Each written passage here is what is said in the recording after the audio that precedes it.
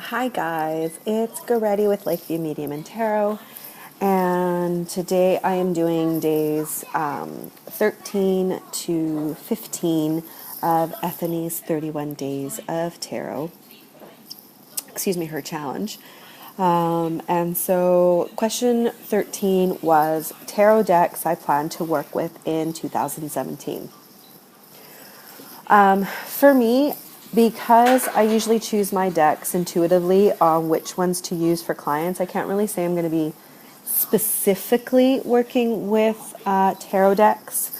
But I do plan on this year introducing a couple of the new ones that I got for Christmas, which includes the Tarot of the Hidden Realm, which I'm pretty sure everybody has seen, maybe even has a copy of their own, but it is a very facey deck, but I've been playing with it since I got it, and I have read through the guidebook, which I have to say is amazing. Amazing. Barbara Moore is fantastic with her interpretations of this deck and her write-up of this deck.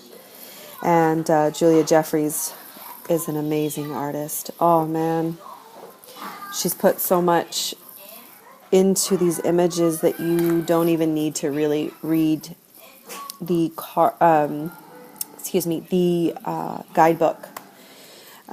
It does have it doesn't really follow the Rider-Waite Smith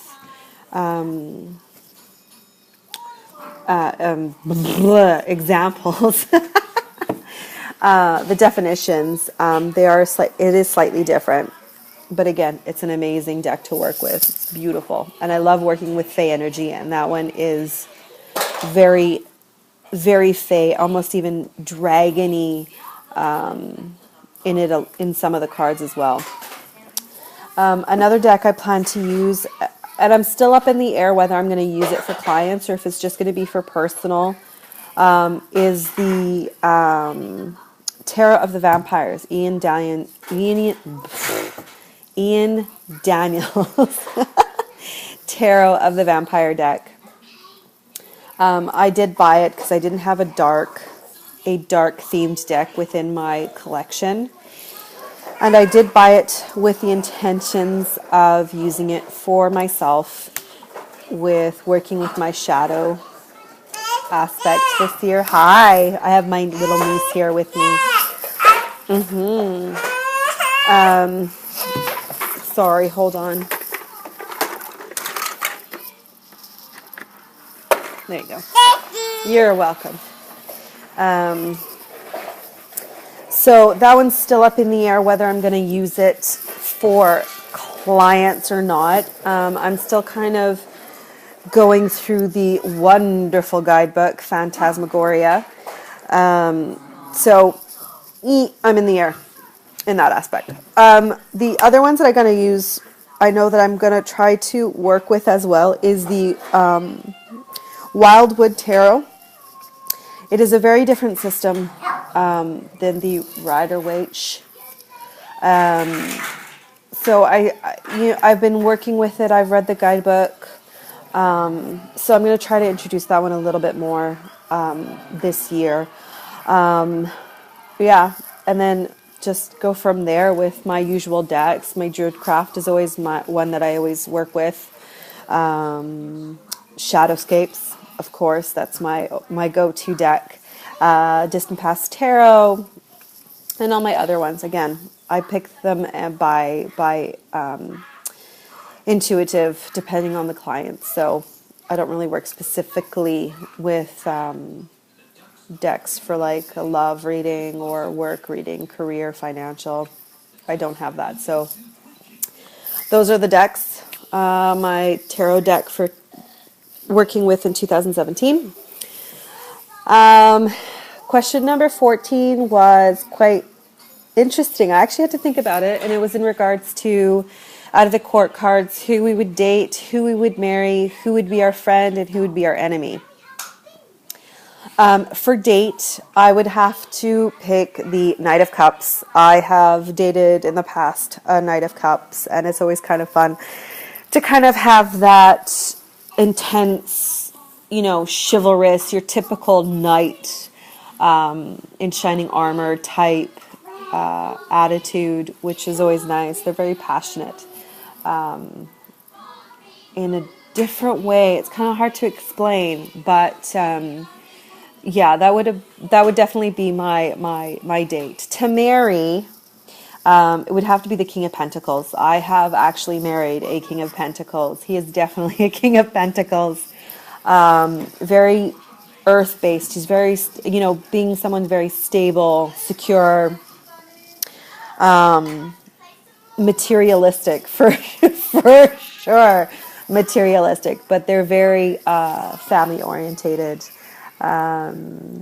Making sure that everybody is stable and secure, and if they're not, it kind of, but I know that it definitely bugs the King of Pentacles when he can't guarantee there's no stability, and yeah, so that's definitely a marry, and it is who I married, so I know that one.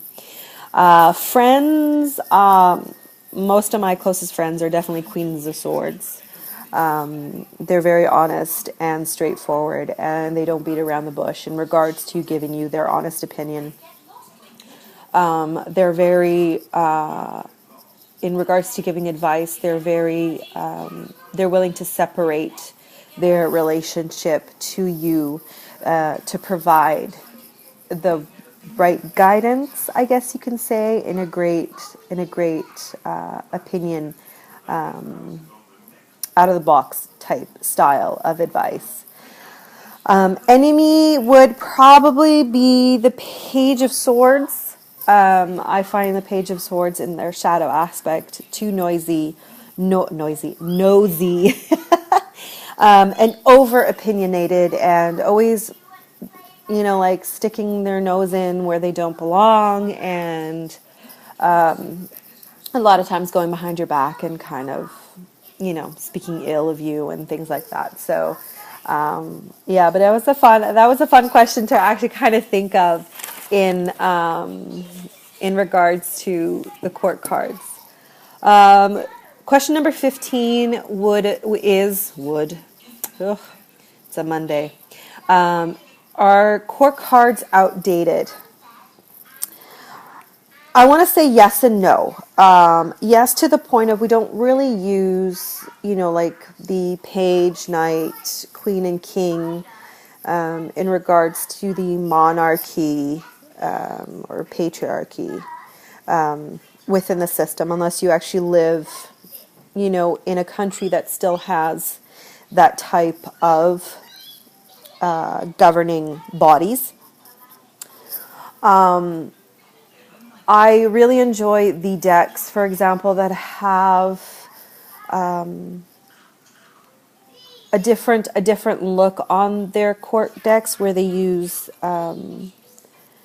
animals. For example, like the Wildwood Tarot uses different animals to represent the court, and it's more of the aspect of power.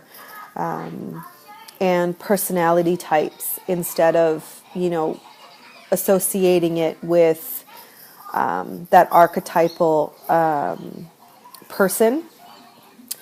And that's how I look at the court cards when I'm doing readings. I don't look at them as people. I look at them more as personality types or power type within either the client I'm reading or the people that are associated within the reading that are coming through. So yeah, that's question 15.